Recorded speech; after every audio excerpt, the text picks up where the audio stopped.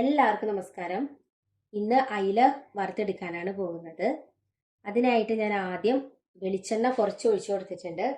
Gas കത്തിച്ചിട്ടില്ല. അതിനു മുമ്പ് തന്നെ ഇതിലേക്ക് അല്പം മുളക് പൊടിയും മഞ്ഞൾപ്പൊടിയും ഒക്കെ ചേർത്തിട്ട് വേണം വറുത്തെടുക്കാനായിട്ട്. അല്പം ഒന്ന് ചേർത്ത് കൊടുക്കാം. 2 സ്പൂൺ മുളക് പൊടിയാണ് ചേർത്ത് കൊടുത്തിട്ടുള്ളത്.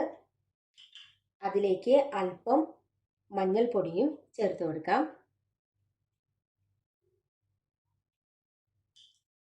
ഇതെല്ലാതും യോജിപ്പിച്ചതിന് ശേഷം മാത്രമേ ഗ്യാസ് കത്തിക്കേണ്ട ആവശ്യമുള്ളൂ.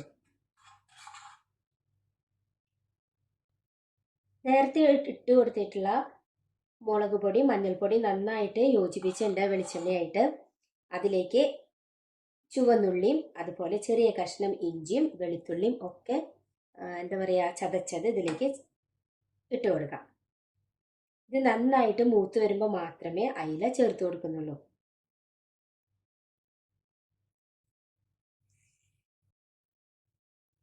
ഉള്ളിയും ഇഞ്ചിയും ഒക്കെ നന്നായിട്ട് മൂത്ത് വന്നിട്ടുണ്ട്. അതിലേക്ക് ഓരോ അയിലയായിട്ട് വെച്ചു കൊടുക്കാം.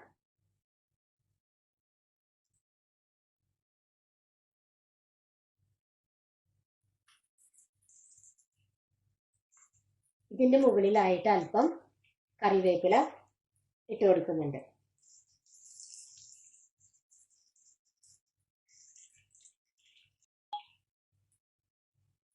മീൻ നമുക്കൊന്ന് അപ്പുറത്തേക്ക് ഒന്ന് മറിച്ചിട്ട് കൊടുക്കാം.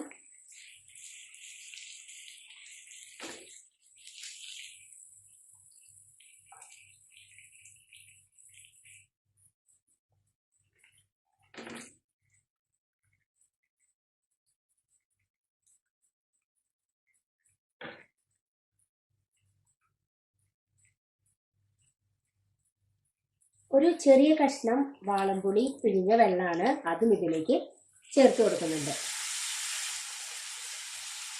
ഈ വെള്ളത്തിൽ വേണം മീൻ നല്ല പോലെ വെന്ത് വരാനായിട്ട്.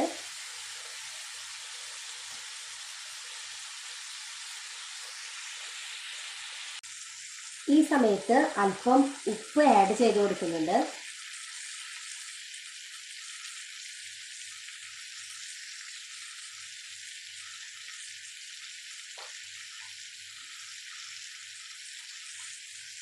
വീണ്ടും ഇത് പതുക്കെ ഒന്ന് മറിച്ചിട്ട് കൊടുക്കാം.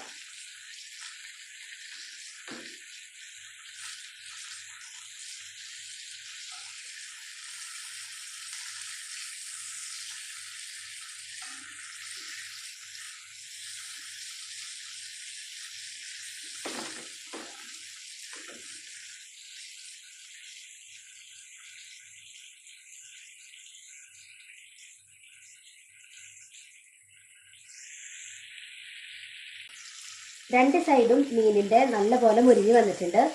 ഈ സമയത്ത് അല്പം തേങ്ങാപ്പാല് ഒന്ന് ചേർത്ത് കൊടുക്കാം.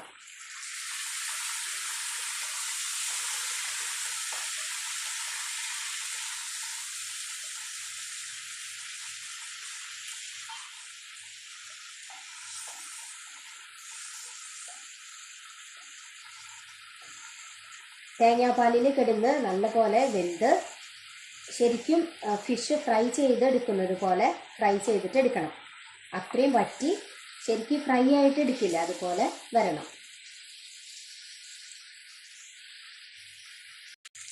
ഇതിലുള്ള പുളിയുടെ സ്വാദും അതുപോലെ പാലും മസാലകളെല്ലാം കൂടി ചേർന്നിട്ടുള്ളത് എല്ലാം അത് മുരിഞ്ഞ് നല്ല ഫ്രൈ ആയിട്ട് വരുമ്പോൾ ഒരു പ്രത്യേക സ്വാദ് തന്നെയാണ്. എല്ലാവരും ഇത് ട്രൈ ചെയ്യാൻ ശ്രമിക്കണം. എപ്പോഴെങ്കിലും ഒരു തവണയെങ്കിലും ഒന്ന് ഉണ്ടാക്കാനായിട്ട് ശ്രമിക്കാം.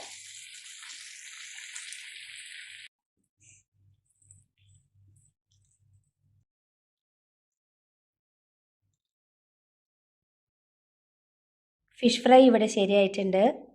ഒരു പാത്രം ചോറ് കാലിയാവണ വഴി അറിയില്ല, അത്രയും സ്വാദാണ്. അപ്പോൾ എല്ലാവരും മസ്റ്റായിട്ട് ട്രൈ ചെയ്യണം.